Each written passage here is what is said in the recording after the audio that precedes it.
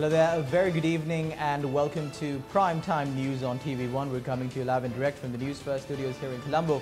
We've got the latest of news lined up for you from here at home and across the globe. But before a look at your stories in detail, let's take a look at your top stories.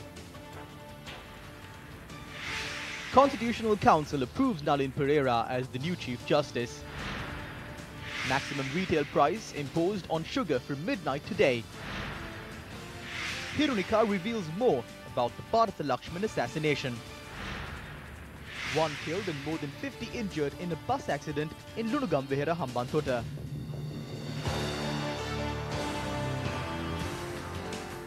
Starting off with your top story tonight, Justice Nalin Pereira was sworn in as the 46th Chief Justice of Sri Lanka. He was sworn in before President Maithripala Sirisena this evening. The Constitutional Council convened this afternoon and approved the nomination of the President. A past student of St. Thomas's College, Kotte and Gurutalava, Nalin Pereira entered the judicial service in the year 1980. He was appointed as a magistrate in 1984. After functioning as a magistrate of Mount Lavinia, Valasmulla, Kalutara and Colombo Fort, Justice Pereira was appointed a district judge and an assistant district judge in 1990. He had completed the intensive study program for judicial educator conducted by the Commonwealth Judicial Education Institute. Justice Nalin Pereira was appointed as a High Court judge in 2001 and serves in this capacity at Ratnapura, Kandy and Nuwara Eliya. Justice Pereira was one of the first judges chosen to serve in the newly established Civil Appellate High Courts in Kandy. He was appointed as a judge of the Supreme Court on the 3rd of March 2016. President Maithripala Sirisena made the following comments on his nominee for the post of Chief Justice this afternoon. I called for the personal, professional and educational details of all the justices serving in the Supreme Court. The appointment must be based on seniority in service. My predecessors appointed Chief Justices in the country for the past 30 years, not taking into consideration the seniority in judicial service.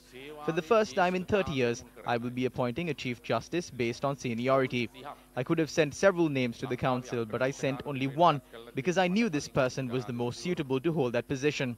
The Justice I nominated has served at a primary court and from there on step by step, he climbed the ladder to the Supreme Court to record a service of 38 years and 11 months. In addition, judges themselves requested me to ensure that we work in a manner that would show respect to their service so that they too could reach the post of Chief Justice. They requested me to appoint a person who started from the bottom to the post of Chief Justice as a mark of respect to their service. At the time, there were no recommendations at all. It was a policy decision and I made my decision as well.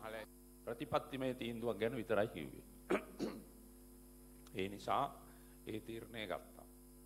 head of state distributed appointment letters to the new officers of the Department of Wildlife Conservation in Bharatha today. The Commissions of Inquiry Amendment Bill was taken up for debate in Parliament today. The vote on the bill will take place in the future. This amendment bill will vest the powers of filing cases under the Bribery Act. During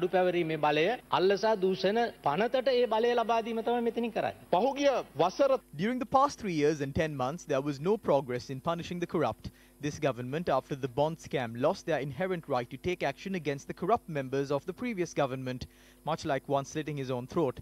When the government's finance minister and other leading ministers are implicated by the COPE committee and the Presidential Commission of Inquiry for being involved in such a large-scale corruption case, how can this government punish the corrupt of the previous government through the courts, the AG's department or the Bribery Commission? That is why this whole process of holding the corrupt accountable has stalled. This is why the people curse the government during rallies. We still haven't been able to file action and prove allegations of fraud and corruption against a former minister or a prime minister of any government.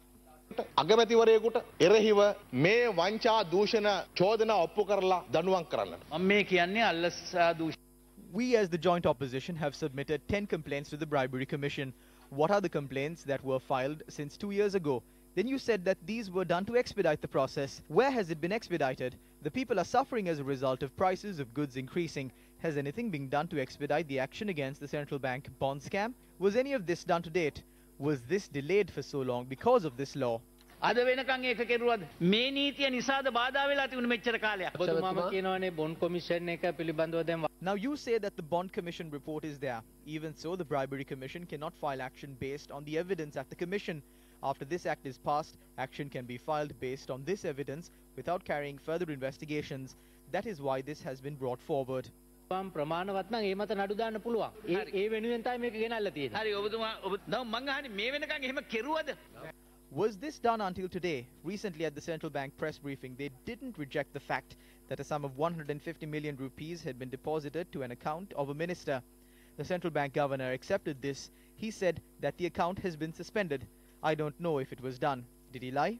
ඉතින් freeze කරන්න බෑනේ දන්නේ නැතුව කාගේද කියලා. ඕක මේ කළුවරේ අත ගාලා මේ ෆ්‍රීස් කරේ නෑ. The name of the minister who received 150 million rupees into his account is still a mystery.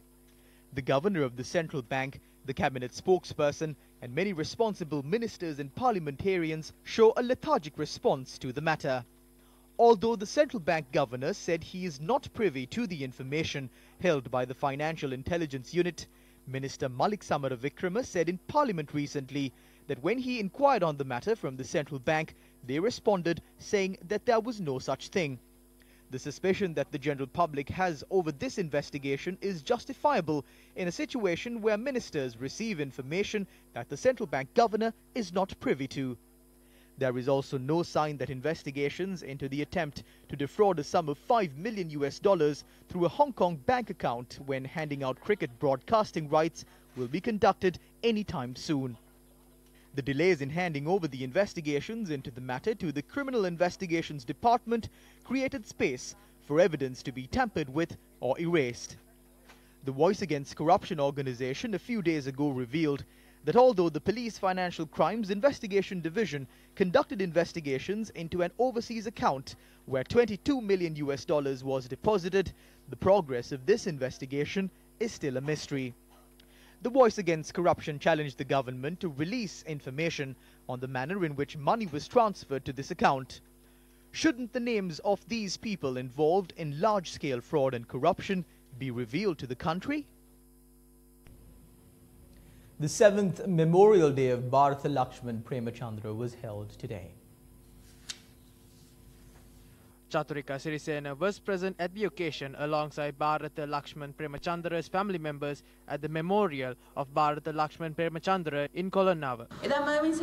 Back then, Mervyn Silva gave a statement to CID saying that Bharatha Lakshman Premachandra was accusing the government and that he is giving statements about narcotics.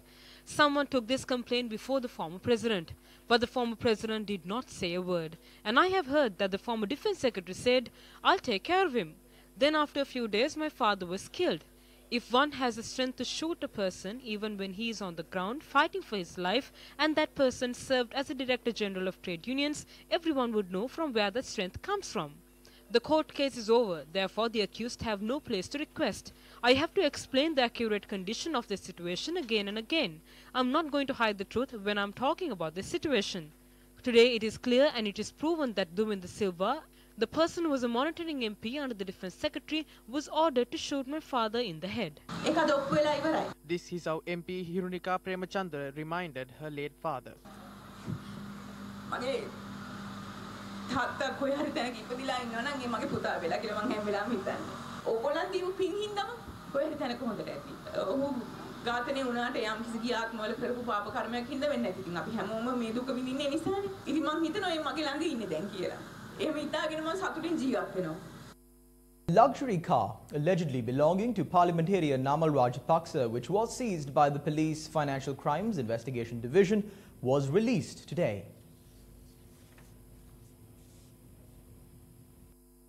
The FCID seized the luxury car on the 5th of September 2016 from a vehicle yard belonging to a person by the name of Sudesh Veerasurya. Nama Rajapaksa had purchased this vehicle in 2010 and he had used it for 6 years and sold it to another person. Police investigations revealed that the vehicle was sold to a person by the name of W.M. Shanti. Her son accepted the car today.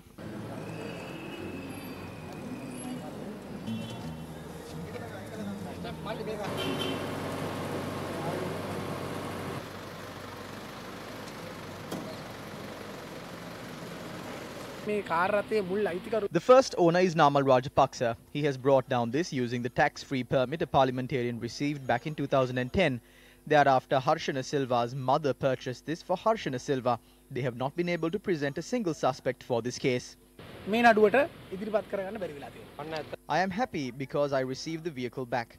This is a crime. The vehicle had been parked here for over 2 years. I don't even know how to restore the vehicle. Now, Parliamentarian Namal Rajapaksa convened a media briefing and spoke on the situation in the country. These were his responses to the questions posed by journalists. I think you will receive an extended answer if you ask this from our economic expert Bandula Gunawarthana. My opinion is this is happening because of the instability and the inability of the government. You will see that in our policy document. We will give it when the election comes. There is a broad discussion about it internally in the party. We will reach a decision thereafter.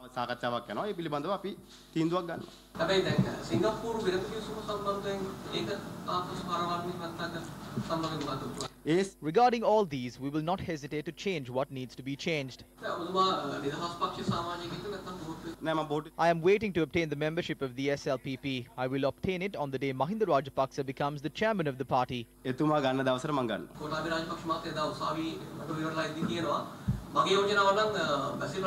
All those people are my uncles. I do not have a problem with any one of them being appointed.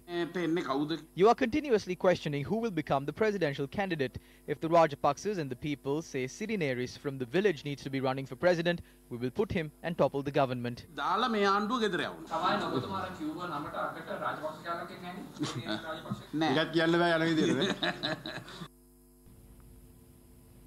The Presidential Task Force on Drug Eradication said it has lodged a complaint at the Criminal Investigations Department to investigate if Namal Kumara has engaged in fraudulent activities while serving in the Presidential Secretariat. Now, issuing a communique, the director of the task force, Dr. Samantha Kitalavarachi, said he has only served in the Presidential Task Force on Drug Eradication as a volunteer. The release notes that more than 20,000 people volunteered to serve in the Presidential Task Force on Drug Eradication from the Divisional Secretariat. It notes that Namal Kumara, residing in Varakapola, has joined the task force as a volunteer for the Kegal district. The release goes on to say the documents at the Presidential Secretariat confirms that the person in question had not served at the Presidential Task Force on Drug Eradication nor received a salary from the Presidential Secretariat. Independent judicial systems that work has shown extraordinary results in Asia. Let's now take a look at a special report that has far-reaching implications. I was in South Korea recently for something else, but whilst there I couldn't help but notice what was happening there. President Lee Myung-bak, who served as president from 2008 to 2013, was jailed for 15 years for his part in bribery, embezzlement, and tax evasion. But he wasn't alone. There were 3 other presidents of Korea who were also jailed, and they were President Park from 2013 to 17, President Chun Do from 80 to 88, and President Roh Tae-woo from 88 to 93. They all received convictions and jail sentences. And this is what happened in South Korea. Along with economic prosperity came the strengthening of the judiciary. In Sri Lanka, we've not had any ministers or prime ministers or presidents jailed. However, we must also note that in South Korea, it wasn't just the presidents who were jailed. Top corporate people were also jailed for their part in corruption and embezzlement. In Sri Lanka, we've unfortunately not jailed any presidents or prime ministers. But along with economic prosperity will come the independence and the strengthening of the judiciary. When that happens, those businessmen and entrepreneurs who rely on government infrastructure development projects and government patronage. Now, an individual was killed and more than 80 people have been injured after 2 buses collided head-on at the bus halt in Lunugambhera, Hambantota.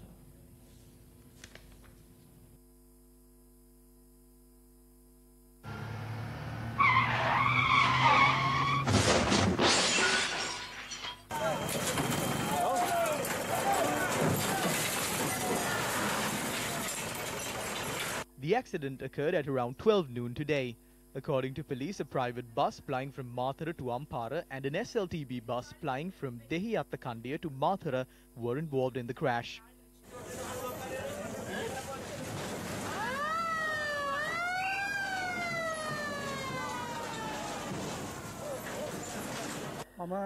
I got into the bus at around 10 from Tangol. This bus was speeding, most times even exceeding 80. We were seated at the seat on the last row. We have a few bruises on our arms and feet. Many of them are injured. We got in from Aranagangwila. This bus was not speeding. It was travelling slowly. A lot of people are saying that he was travelling while on the phone. There were about 60 to 65 passengers in the bus. Our correspondent said it was slightly raining at the time of the accident. The injured were admitted to the hospitals in Hambantota, Lunugambihira and Debaravava. More than 50 people, including the drivers of both buses, were among the injured, and according to sources, 5 of them are in critical condition.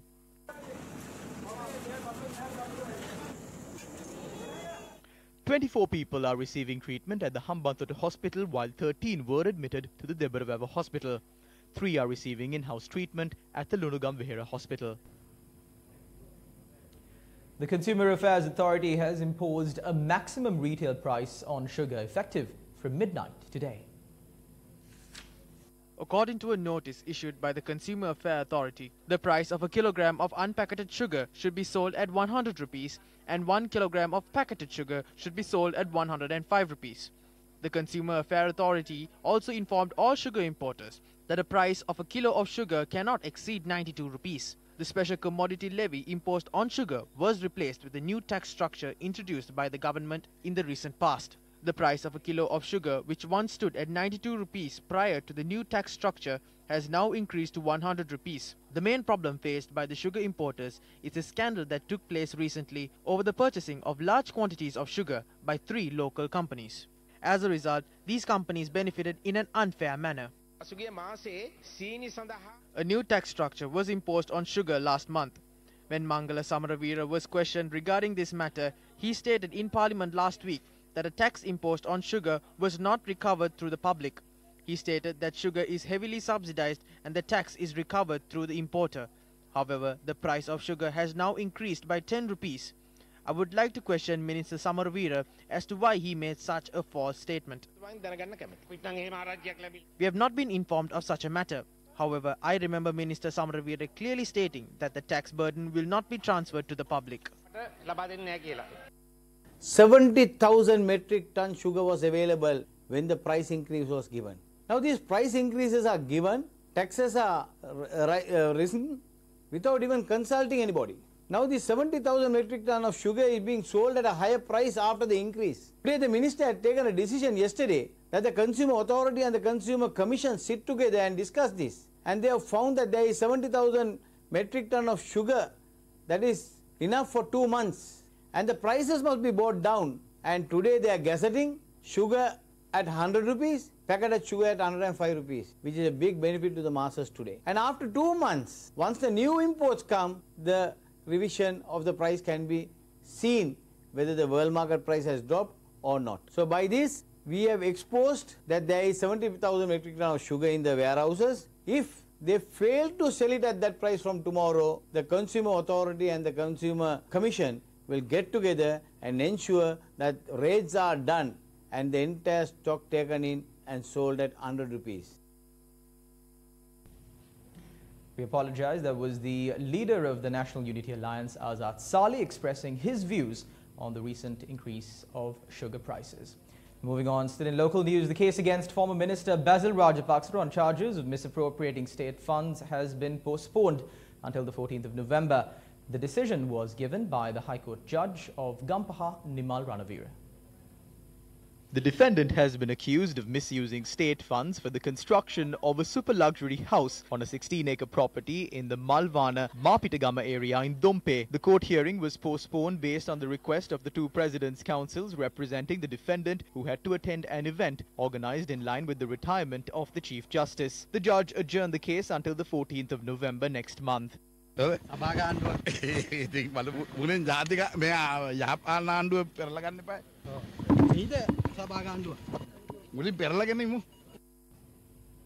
This was the response of the Deputy Leader of the United National Party, Minister Sajith Premadasa, on the discussion about a change of government. These days, the people of the country have had the opportunity to watch loads of comedy films as several comedians are planning to create caretaker governments. They involved in daily politics. These jokers are spreading lies as they said that there were poison in milk packets. Their motive is to not provide houses for the poor, but to activate the stealing mechanism and to get commission in dollars for their families. Satsuwandagama, the 137th model village consisting of 20 houses, was declared open today. The village comprises of clean drinking water, electricity and access roads. State Minister Sujiva Senasinghe expressed the following views during an event held today at the Sitawaka Divisional Secretariat. After we came into power, the people must be made aware of our limits. Minister Sajith Premadasa is doing a great job. He initiates the construction of nearly 5 model villages every day, and nearly 3 model villages are handed over to the public every week. These efforts must be appreciated. Instead, these are ridiculed by certain parties.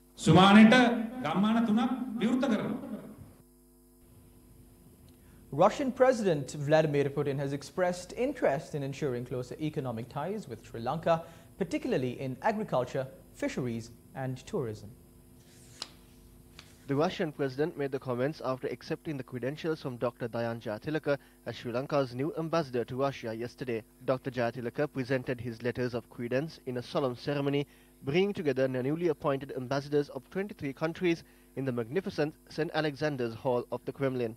The credentials were received by President Putin, accompanied by Sergei Lavrov, the Minister of Foreign Affairs. Up next is our special segment, The International Perspective. International perspective.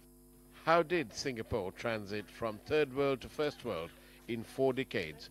And what role did education and training play in this? Singapore became independent in 1965 and is an island state of 710 square kilometers. Its population of 5.1 million is multi-ethnic. Singapore has no natural resources and is very dependent on trade, but has impressive figures like a per capita GDP that moved from $516 in 1965 to over $55,000 in 2017. Expectations for the rest of the decade for GDP growth is 5%. However, 28% of GDP is manufacturing. The savings rate is estimated at 50% of GDP. 2.2% of GDP is spent on research and development. Singapore spent 21.4% of its budget on education in 2010. Key state-building imperatives. 1. Build social cohesion out of ethnic diversity, division and political instability. 2. Giving citizens a stake via job creation, access to quality public goods, housing, health, education and so on. 3. In Singapore, and export-led industrialization model from 1965 to 85, with success in attracting FDI, proved to be hugely successful. 4.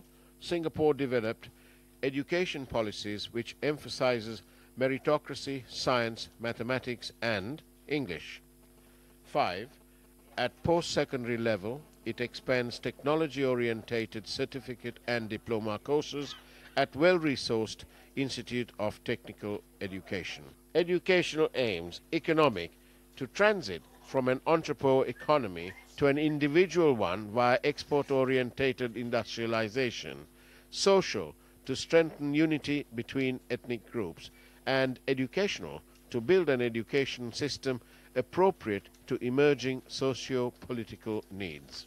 In 1997, the Singaporean Prime Minister said, "We have to prepare ourselves for a future of intense competition and shifting competitive advantages, a future of ever-increasing change where technologies are replaced at an increasing pace." Now, the World Bank Group unveiled a new system yesterday to rank countries based on their success in developing human capital, an effort to prod governments to invest more effectively in education and healthcare. Sri Lanka With an overall human capital index value of 0.58, ranks ahead of its South Asian neighbours India, Pakistan and Bangladesh. Sri Lanka was ranked 74th out of 157 countries. The bank's Human Capital Index showed poor African countries fared the worst in the rankings, with Chad and South Sudan taking the two lowest spots, while Singapore topped the list, followed by South Korea, Japan and Hong Kong. The ranking, based on health, education and survivability measures, assesses the future productivity and earnings potential for citizens of 157 of the World Bank's member nations, and ultimately those countries' potential economic growth. According to the Human Capital Index, a child born in Sri Lanka today will be 58% as productive when she grows up as she could be if she enjoyed complete education and full health. That compares with 44% in India and 39% in Pakistan.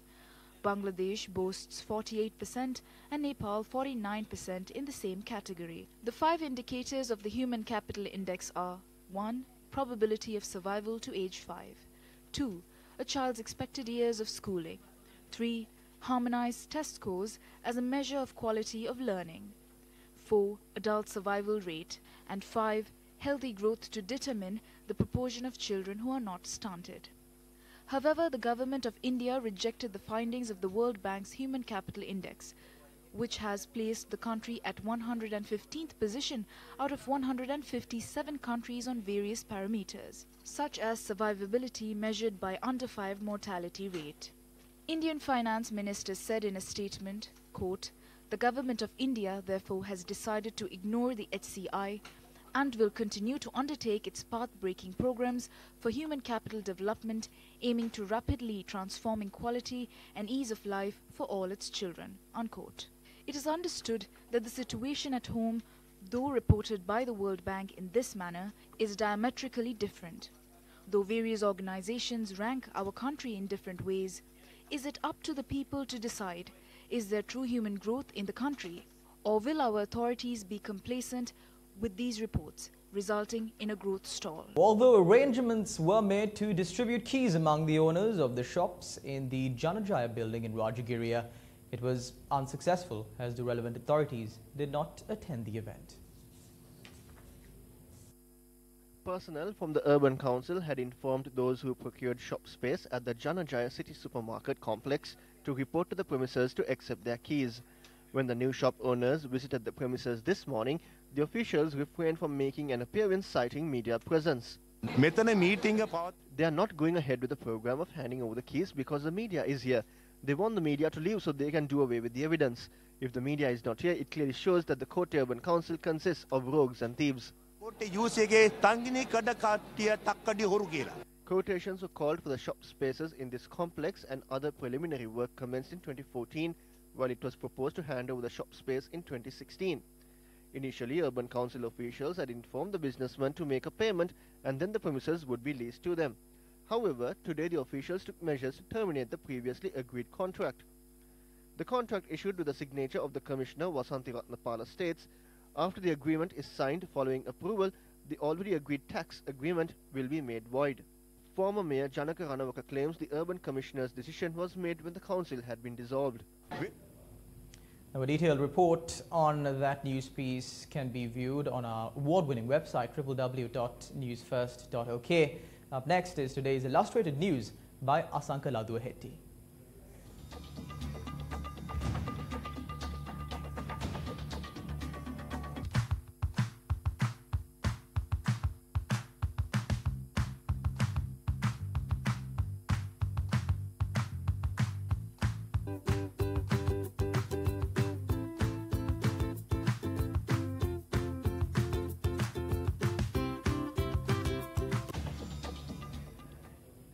And that's all the news we've got for you tonight. Thank you very much for stopping by. I'm Charlotte Benedict for the News First team. Take care and God bless.